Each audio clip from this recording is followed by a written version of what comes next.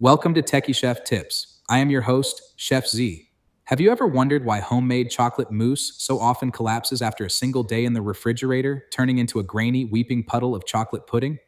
Early in my culinary career, working line shifts and demanding fine dining kitchens, I learned a recipe engineered to be completely bulletproof.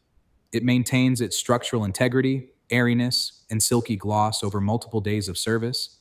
And today, I want to break down the exact science of why it works. To understand why standard mousse fails, we have to look at the chemistry of the ingredients inside the bowl. Most home recipes instruct you to dump raw granulated sugar directly into beaten eggs or cream. Under a microscope, jagged sugar crystals act like microscopic blades. They physically slice through delicate protein matrices, collapsing the fragile walls of air bubbles you worked so hard to create.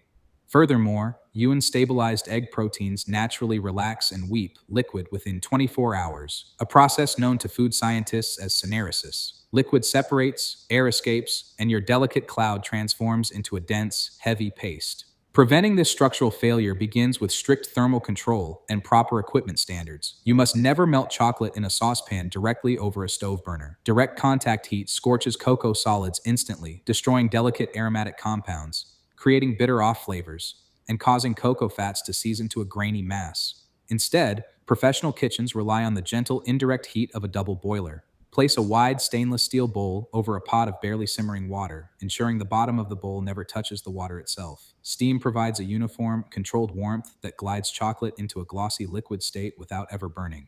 Beyond temperature control, commercial kitchens use two essential stability secrets that eliminate graininess and structural collapse entirely. First, instead of raw sugar, we simmer equal parts sugar and water into a clear, simple syrup. Introducing sugar as a liquid dissolves seamlessly into egg yolks, creating a smooth foundation without a single abrasive crystal. Second, we bloom a precise amount of unflavored gelatin in cold water before warming it into the chocolate base. Do not think of gelatin as a firming agent to make chocolate jelly. Think of it as invisible structural insurance. It reinforces the microscopic bubble walls, trapping air and moisture firmly in place so the mousse stays stable for days. Once your chocolate base is properly prepared and stabilized, the mechanical process of aeration determines whether your mousse will feel heavy or cloud-like. We begin with 5 core ingredients: dark chocolate, eggs, sugar, water, and heavy cream. Aeration starts by whipping egg yolks with warm sugar syrup until they reach the ribbon stage, turning pale, thick, and creamy. This step emulsifies the cocoa butter and yolk fats. Next, we beat fresh egg whites. The critical rule here is to stop at soft peaks. If you whip whites until they look dry and stiff, the protein network becomes rigid. Rigid whites form stubborn clumps that fight you during mixing, forcing you to overwork the batter and deflate your air bubbles. Combining these elements requires what I call the double cloud technique. You are combining two distinct aerated foams, whipped egg whites and whipped heavy cream, into a dense chocolate base. To protect those precious microbubbles, never stir in circles. Stirring shears the foam structure apart. Instead, use a wide rubber spatula to execute long sweeping arc motions.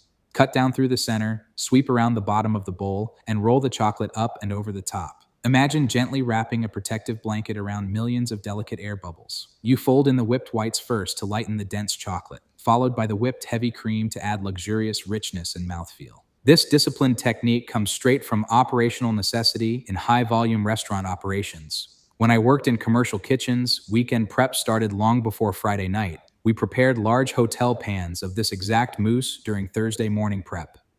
Because of the simple syrup and gelatin matrix, that mousse would sit in the wok in cooler at 38 degrees Fahrenheit, remaining perfectly glossy, light, and structured all the way through Sunday evening service. Every scoop served on Sunday tasted just as immaculate, airy, and velvety as the first portion served on Thursday night. Mastering classic culinary techniques is about understanding the why behind the how, giving you complete control over your results in the kitchen. If you attempt this unbreakable chocolate mousse at home, I would love to hear about your results. Please leave a comment sharing how your dessert turned out, subscribe to Techy Chef Tips for more culinary science breakdowns, and share this episode with fellow food enthusiasts. Thank you for listening, and keep building your culinary knowledge step by step.